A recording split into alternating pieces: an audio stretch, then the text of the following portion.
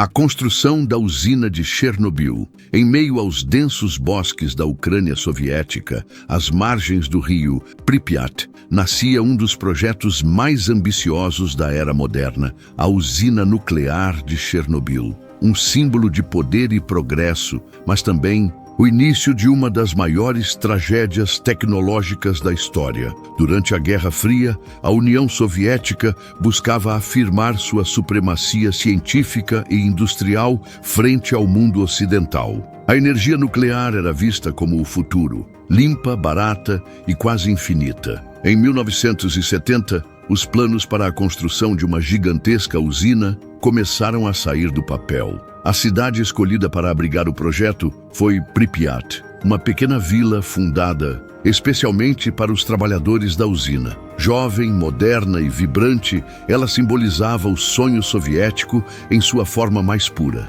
Mas por trás da fachada otimista escondiam-se falhas graves. A construção teve início em 1972, com a promessa de revolucionar o setor energético soviético. O reator RBMK, o coração da usina, era uma tecnologia barata e potente, mas complexa e com falhas conhecidas. Ainda assim, os prazos apertados e a pressão política aceleraram cada fase do projeto. A planta original previa 4 reatores, mas a ambição ia além, 8 unidades no total, tornando Chernobyl a maior usina nuclear da União Soviética. O primeiro reator entrou em operação em 1977, seguido pelo segundo em 1978. 2 anos depois, a cidade de Pripyat já contava com mais de 40 mil habitantes, a maioria trabalhadores da usina e suas famílias. Tudo parecia perfeito. Mas nos bastidores,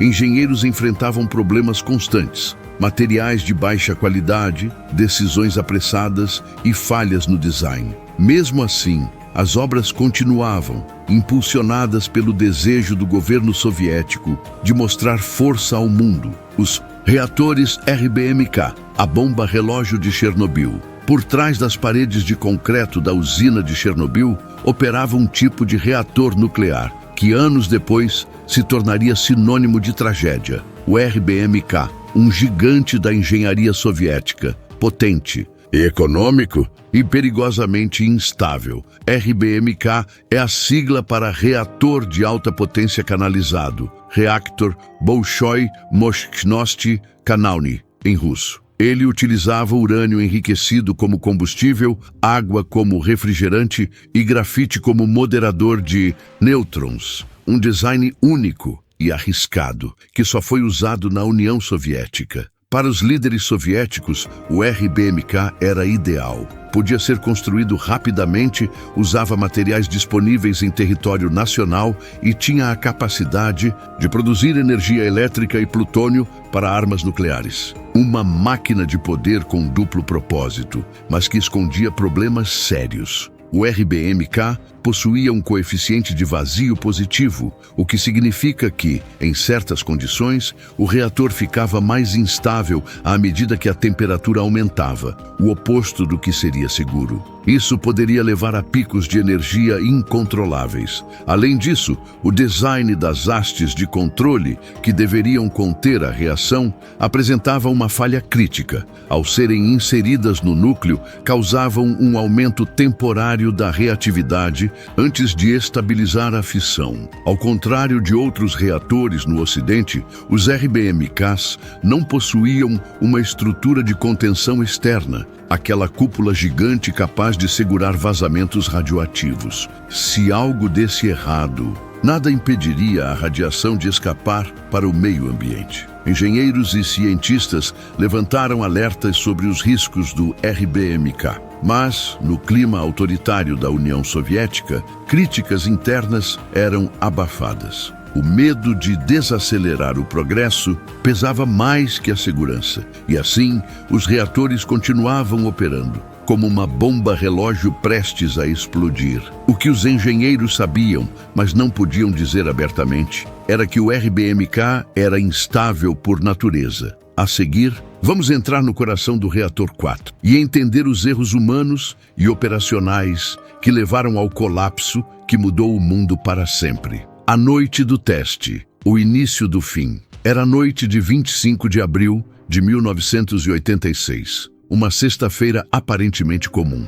Na sala de controle do reator 4 de Chernobyl, operadores se preparavam para realizar um teste de segurança que, ironicamente, visava proteger a própria usina. Mas nas próximas horas, uma sucessão de decisões erradas, falhas técnicas e pressão política transformaria aquele teste em catástrofe. O objetivo era simples. Em teoria, os engenheiros queriam saber quanto tempo as turbinas continuariam gerando energia após um desligamento emergencial, tempo suficiente para ativar os geradores a diesel e manter o sistema de resfriamento funcionando. Era um procedimento de rotina, já realizado antes, mas com falhas. O teste precisava ser repetido. Inicialmente, o teste estava programado para o turno da manhã. Mas por ordem da administração da rede elétrica soviética, o desligamento do reator foi adiado por quase 10 horas para manter o fornecimento de energia à capital,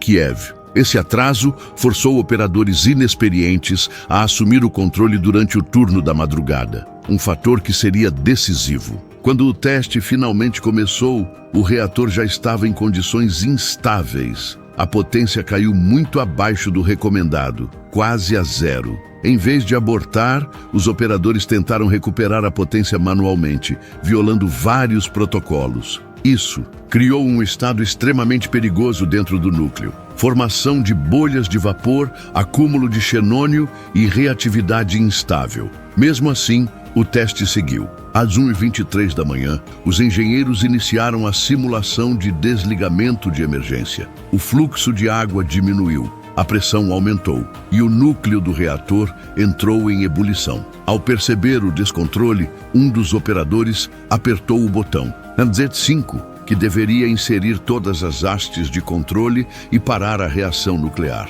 Mas, como vimos anteriormente, as pontas de grafite das hastes aumentaram momentaneamente a reatividade de 23 e 44 segundos. Uma explosão violenta sacudiu o reator 4. A tampa de 1.200 toneladas foi lançada pelos ares. Instantes depois, uma segunda explosão destruiu completamente o núcleo. Fragmentos de grafite em chamas e combustível nuclear foram arremessados a centenas de metros. A noite de Pripyat se iluminou como se fosse dia, mas não era luz. Era radiação pura. A explosão foi apenas o começo. Nas horas seguintes, o destino de milhares de vidas seria selado, enquanto os responsáveis negavam a gravidade do que havia acontecido. A seguir, vamos ver como o mundo descobriu o desastre e como os primeiros heróis enfrentaram o invisível inimigo, a radiação.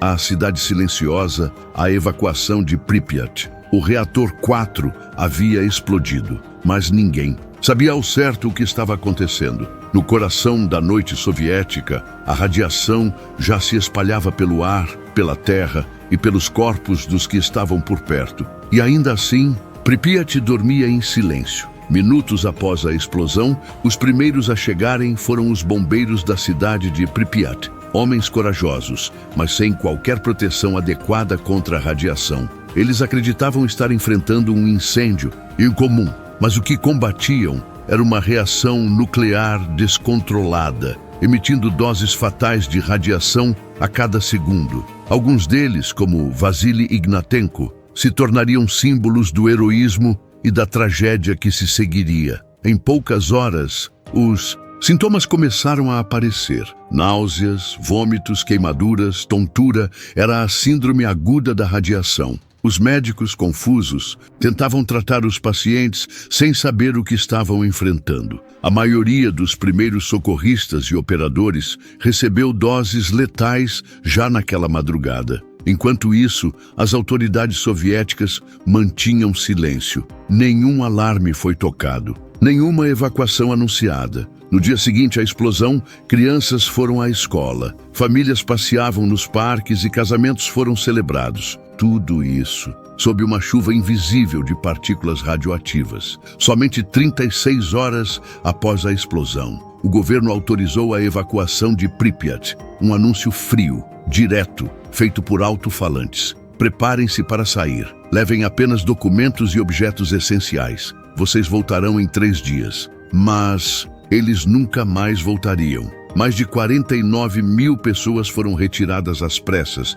deixando para trás suas casas, seus animais de estimação, seus sonhos. Pripyat se tornou uma cidade fantasma. As janelas ainda guardam cortinas desbotadas, livros abertos sobre mesas e bonecas esquecidas nos corredores das escolas. Um retrato congelado de uma vida interrompida por um desastre que poderia ter sido evitado. A seguir, vamos acompanhar como o mundo descobriu o desastre de Chernobyl e como a União Soviética tentou, em vão, esconder a verdade. O acidente de Chernobyl não foi apenas soviético. Ele foi global. O mundo descobre Chernobyl. A explosão em Chernobyl aconteceu na madrugada de 26 de abril de 1986. Mas durante dias inteiros, o mundo não fazia ideia do que havia ocorrido. Enquanto uma nuvem invisível de radiação cruzava fronteiras, a União Soviética mantinha silêncio. O governo soviético tentou conter não apenas o reator,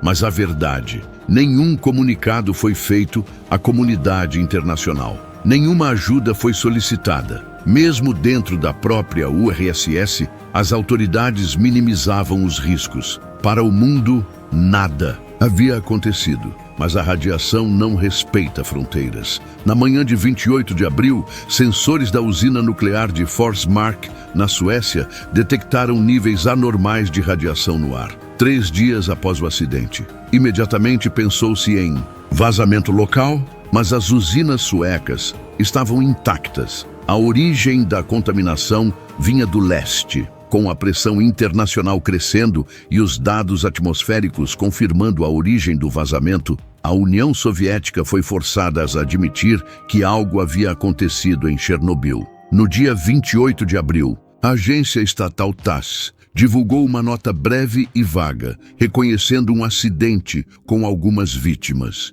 Mas a dimensão real do desastre ainda era negada. O mundo reagiu com choque e medo. A confiança na segurança nuclear foi abalada. Governos exigiram explicações, cientistas alertavam para a contaminação e a opinião pública entrou em pânico. Chernobyl não era mais um problema soviético. Era uma crise internacional. Fotos de satélite tiradas por países ocidentais revelaram a magnitude da destruição. O telhado do reator havia desaparecido, estruturas foram devastadas e a fumaça radioativa ainda era visível do espaço. Ficava claro, o mundo havia presenciado o pior acidente nuclear da história. Enquanto a comunidade internacional começava a entender o tamanho do desastre, milhares de pessoas ainda lutavam para conter o impossível. E assim termina mais um capítulo dessa história que parece ficção, mas é real.